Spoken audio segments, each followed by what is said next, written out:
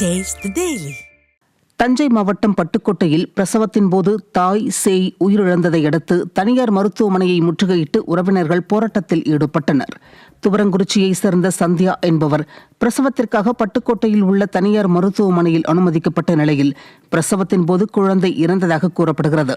இதனையடுத்து மேல் சிகிச்சைக்காக தஞ்சாவூர் கொண்டு செல்லும் போது வழியிலேயே சந்தியாவும் உயிரிழந்துள்ளார்.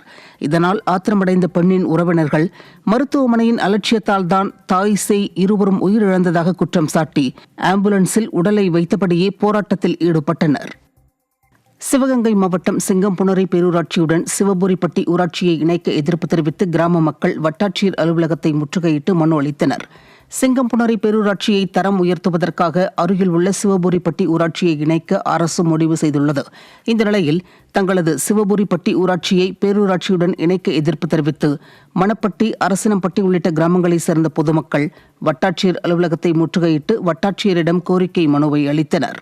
மேலும் தங்களது ஊராட்சியை பேரூராட்சியாக மாற்றினால் 100 நாள் வேலை திட்டம் கிடைக்காது என்று குற்றம் சாட்டினர். டவுன் பஞ்சாயத்து வேணாங்கிறது புறக்கணிக்கிறதுக்காண்டி நாங்கள் தாலுகா ஆபீஸ்ல தாசில்தாரா மட்டும் மனு கொடுக்க வந்திருக்கோம். டவுன் பஞ்சாயத்தை மாத்திட்டா எங்களுக்கு நாங்களே கிராமத்துல ரொம்ப கஷ்டப்படுறோம். டவுன் பஞ்சாயத்தை மாத்திட்டா கரண்ட் பில்லு, வீட்டு வசதி எல்லாமே எங்களுக்கு கூடிடும். நாங்க ரொம்ப சிரமத்துக்கு ஆளாயிருவோம். அதோட 100 நாள் வேலையெல்லாம் எங்களுக்கு கிடைக்காது. எல்லாம் எங்க கிராமத்துல ஊனமுற்றோர் 70 வயசு 60 வயசுக்கு மேல உள்ள முதியோர்கள்லாம் இந்த 100 நாள் வேலையை பார்த்துட்டு என்னத்தையும் அவங்க காலத்தை ஓட்டுறாங்க.